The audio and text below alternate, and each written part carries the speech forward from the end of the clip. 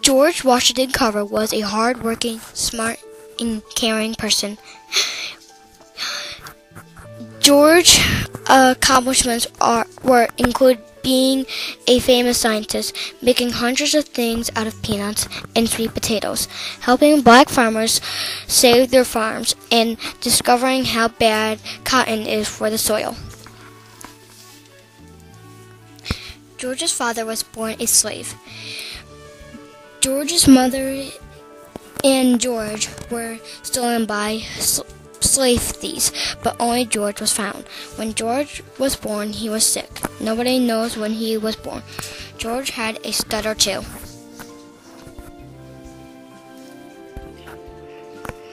George was a child when he helped some gardens in need. He also made a garden in the woods for sick and dying plants.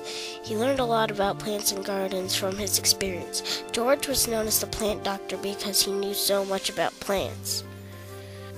George left for Neosho. George had to leave his uncle and I. He had to walk all the way to Neosho. No one came with him. He was alone. When George got there, he was hungry. A woman found him and took him in her house. George lived with the woman for a couple of years. The school was a log cabin. There were over 70 children in one room. George stayed in school for a couple of years. He learned math, spelling, and writing. Then he moved on to Fort Scott, Kansas. George started college at Symptom College. He was the second black person there. He started college at September 9, 1890. On May 1891, George moved to Amos, Iowa. Iowa State College was a school of agriculture. He began to study zoology and botany there. He was also the first black to graduate. George became an expert at botany and zoology. He looked for plants with fungus. George didn't stutter anymore, and he liked to make speeches. Booker T. Washington heard of George even though he was not famous. George is trying to help black farmers. He said that the cotton used up nitrogen, a gas that plants need to grow.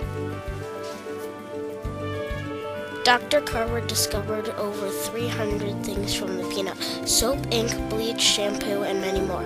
George was called the Wizard of Tuskegee. Thomas Edison asked George if he wanted to work with him, but Dr. Carver refused to leave.